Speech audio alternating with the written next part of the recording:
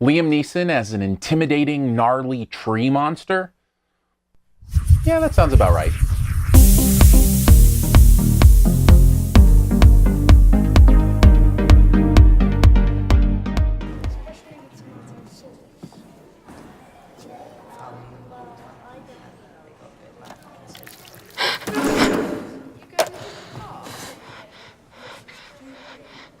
I think I finally figured you out.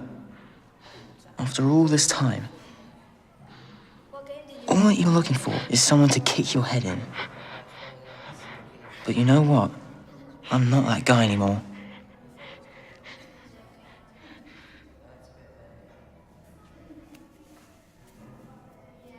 Goodbye, O'Malley.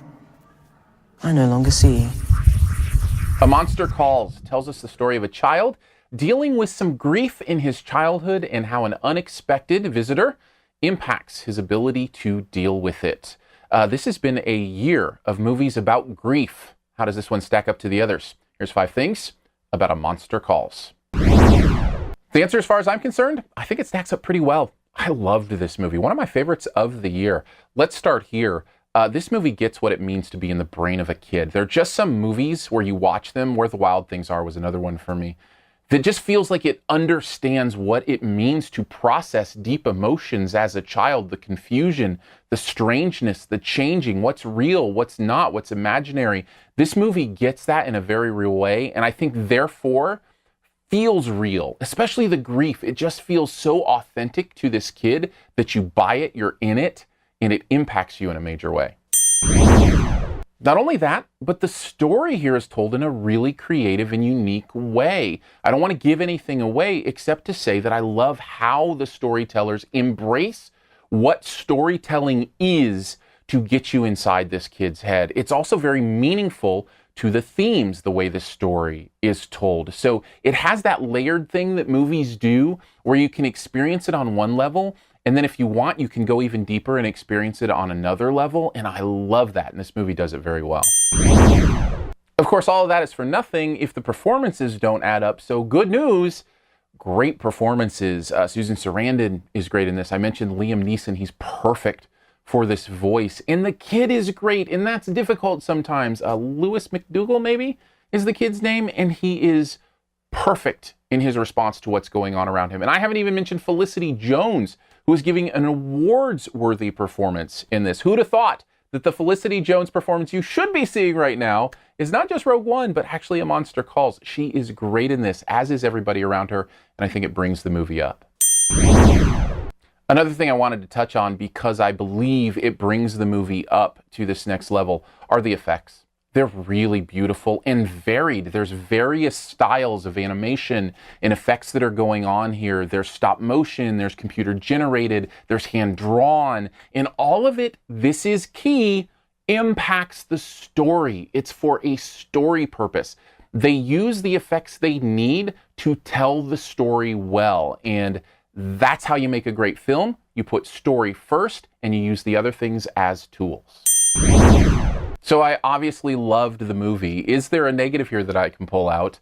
Not really for me, actually. I'm going to give this a yellow instead of a red, but it could be a negative for you. The emotions in this movie are more in the head and less in the heart. Now, for me, I love that because I'm a thinker. I love to think about things, and I felt with this movie because of what I was thinking about.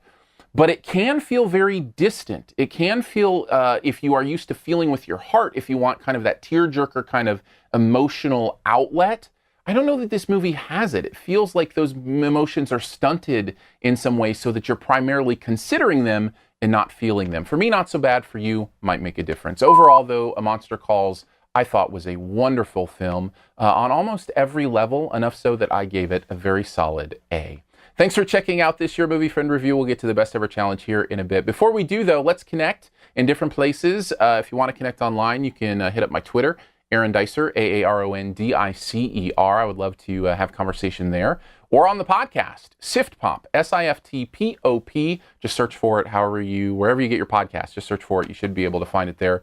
We talk for an hour about pop culture every week. movies, television. Buried Treasure is one of the segments we always end with, just kind of giving you an idea of what's out there. So we have a good time with that. And also, if you want to connect on YouTube, please give us subscribe. Would appreciate that. Comment. You can click on the info up here for links to other reviews, how to support the channel. Whatever you want to do would be amazing. Speaking of the comments, that's where we do the best ever challenge, where you name the best movie ever in a particular category. Also try to identify my choice. Let's go with best ever sentient tree movies. That's right, trees that can talk. There's more movies and more really good movies than you might think. In fact, I'm going to go away from my typical Lord of the Rings bent and go a different direction towards cranky trees.